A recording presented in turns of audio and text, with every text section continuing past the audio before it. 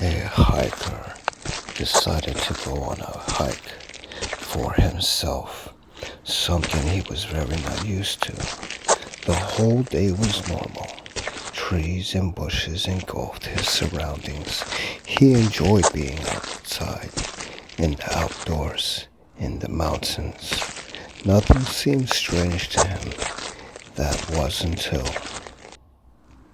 he was making his way back to his car. He figured an 8-hour hike was good enough.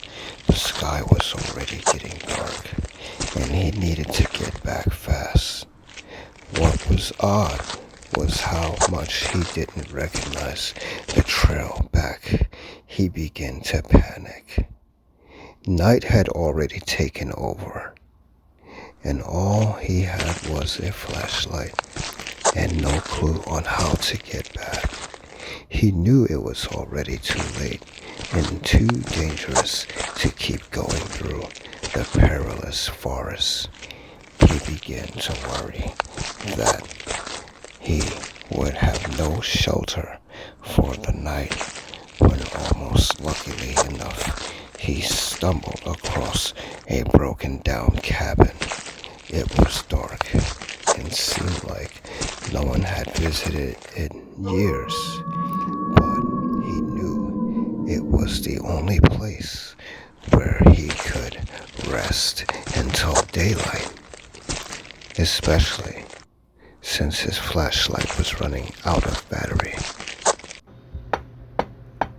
He knocked on the door a few times, but no one answered, so he let himself in, where, strangely enough, a perfect bed fitted for one person awaited him in the center. He knew that if the owner came back, he could explain himself. He was sure that the owner wouldn't mind or was even probably dead. So he went ahead and got himself comfortable in bed and tried to sleep. He couldn't sleep. He couldn't sleep. He tried to sleep. He couldn't ignore the collection of paintings around the room.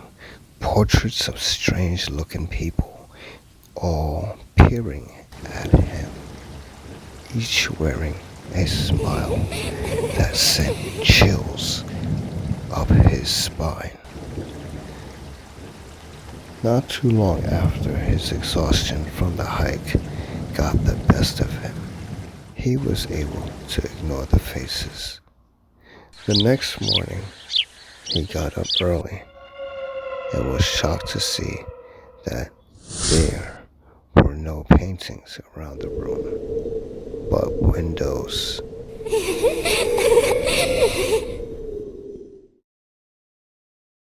5 years until the Civil War, Birmingham, Alabama was founded.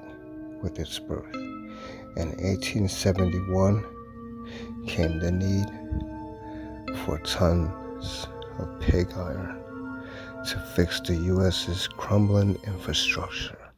So Colonel James Withers Sloss began to build Sloss furnaces.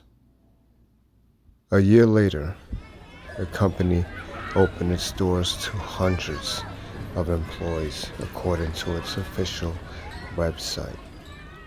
Jobs on blast furnaces were advanced, but also dangerous, and many workers started falling to their deaths in the furnaces.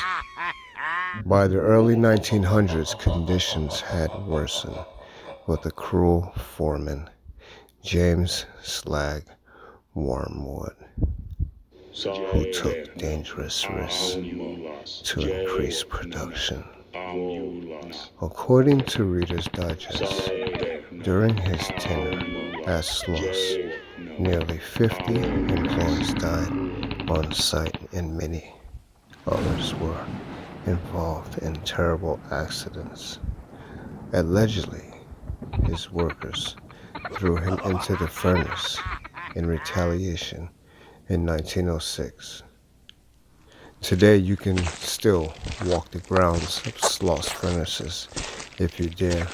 You may even hear Slag's voice yelling, "Get back to work," and witness other paranormal experiences.